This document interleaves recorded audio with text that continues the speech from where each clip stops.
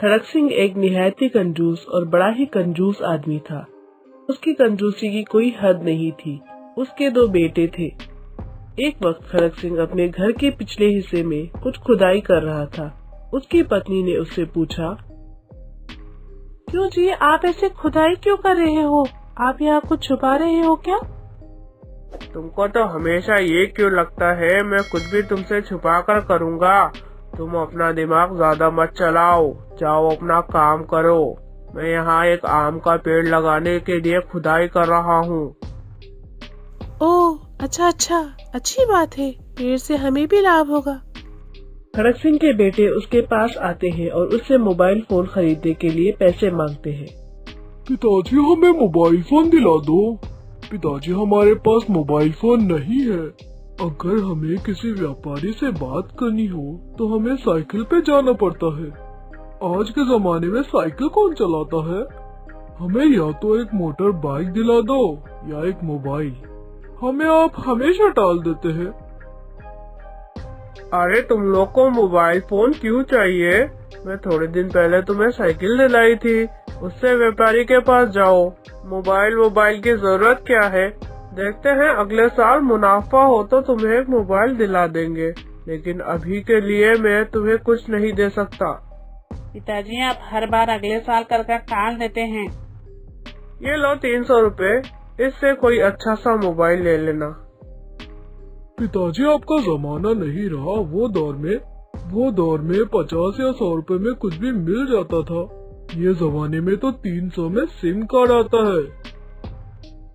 तुमको लेना है तो लो, वरना निकलो यहाँ से। ये कहते हुए खड़क सिंह वापस से पैसे अपने जेब में रखने जाता है और तभी उससे उसके बेटे कहते हैं, दे दो पिताजी, हम उसमें पैसे डालकर एक मोबाइल ले लेंगे। पहले तो बड़ी बड़ी बातें कर रहे हो। जब भी ले लेना था, अब मैं नहीं दूंगा। तुमने मेरा कीमती वक्त बर्बाद कर दिया। कितने लालची हैं यार। पिताजी हमें नहीं देंगे तो इतने सारे पैसे कहाँ लेकर जाएंगे? चलो छोटे, हमने जो पैसे पिताजी से छुपाकर जमा किए थे, हम उसी से अपने लिए फोन ले लेंगे। हाँ चलिए भैया। वो दोनों बाजार जाते हैं और उनकी मुलाकात उनके बचपन के दोस्त से होती है। वो देखते हैं कि उनके दोस्त की शादी हो गई है। वो वहाँ उसके बच्चे को खिलौने दिला रहा है।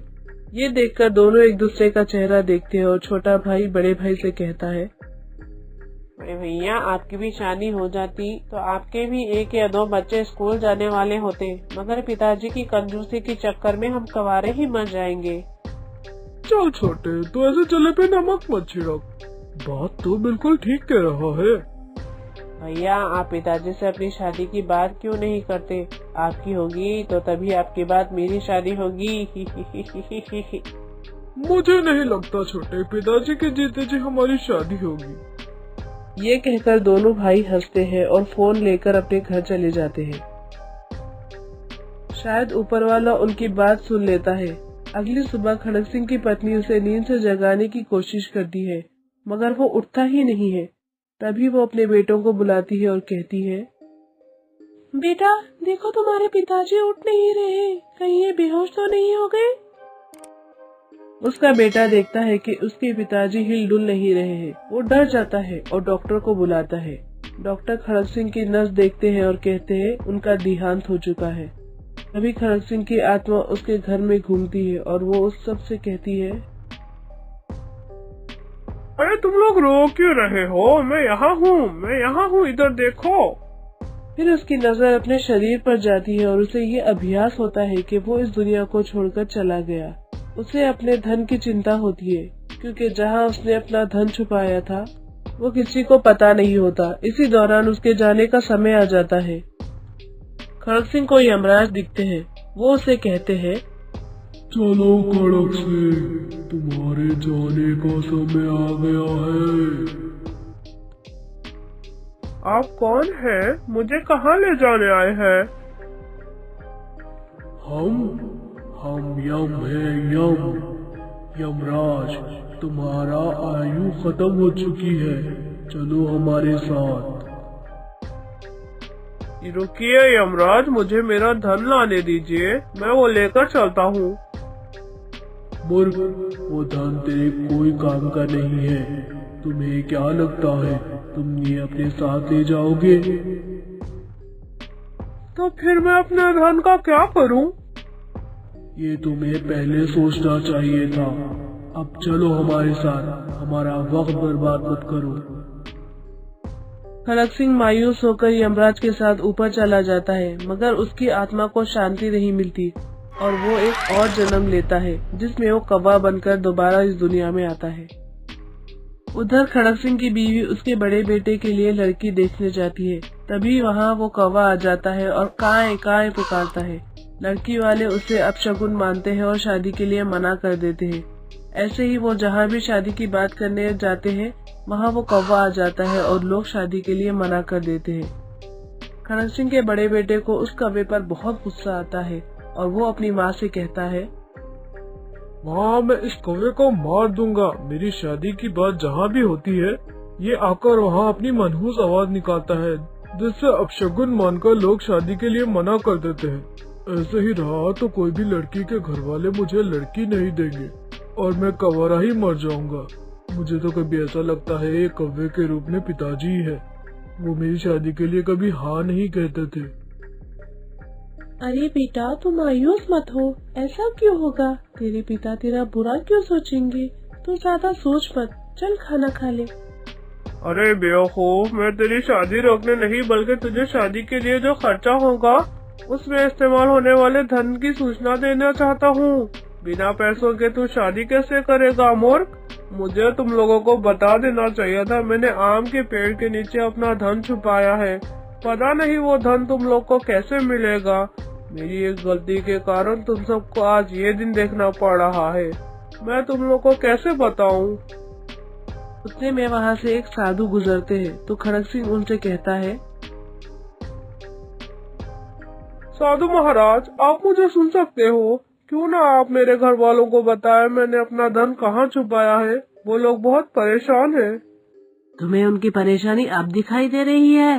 तब क्यों नजर नहीं आई जब तुम जिंदा थे? मरने के बाद तुम अपनी धन संपत्ति का कुछ नहीं कर सकते, इसलिए तुमको अब उनकी परेशानी दिखाई दे रही है। इस सब में मैं तुम्हारी कोई मदद नहीं कर सकता। तुम्हें खुद को बताना पड़ेगा तुमने अपना धन कहाँ छुपाया है। लेकिन मैं तो एक पक्षी हूँ। मैं काए काए के अलावा कुछ नहीं कर सकता। मेरी आवाज या मेरी बात कैसे समझेंगे? ये सब जिंदा रहने तभी सोचना था। अब जैसी करनी वैसी भरनी। मैं तो चला, हटो मेरे रास्ते से। महाराज सुनिए, अरे ऐसे मत जाइए, मेरी मदद करिए। मुझे अपनी गलती पर पछतावा हो गया है। मुझे अपनी जान भी दे देनी पड़ी तो मैं दे दूंगा। बस मेरे परिवार को उनका हक दे दूं, फिर मेरी आत्मा को शांति मिल जाएगी। अगले दिन दोनों बेटे काम के लिए निकलते हैं तो वापस से वो कौवा आता है और पेड़ पर बैठकर पुकारने लगता है। वो दोनों को बहुत गुस्सा आता है। वो सोचते हैं कि वो उस कौवे को मार दे। वो पत्थर उठाकर उसे मारने वाले होते हैं कि वो वहाँ से उड़ जाता है। अरे मूर्ख, अपने बाप को मारना चाहता है। मैं तुम लोगों की मदद करना चाहता हूँ और तुम मुझे ही मारने की कोशिश कर रहे हो। इसमें तुम्हारी भी कहाँ कोई गलती है।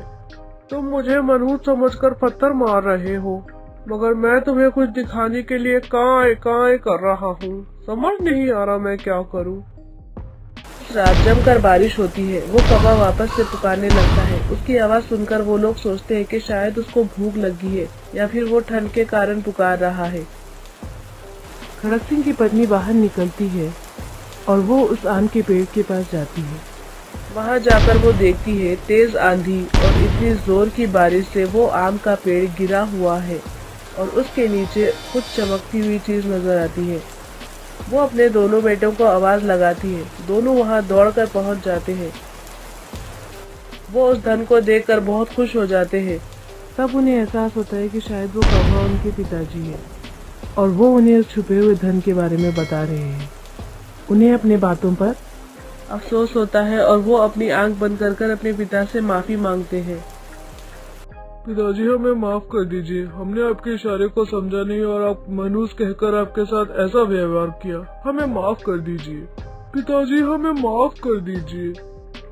जैसे ही दोनों को धन मिलता है, खड़क सिंह की आत्मा को मोक्ष मिल जाता है और वो खुशी खुशी स्वर्ग पहुंच जाता है। इस कहानी से हमें ये सबक मिलता है, इंसान का वक्त इस दुनिया में कब तक लिखा है वो जानता नहीं है, इसलिए लालच कर उसे बर्बाद न करे, दूसरों की मदद करे।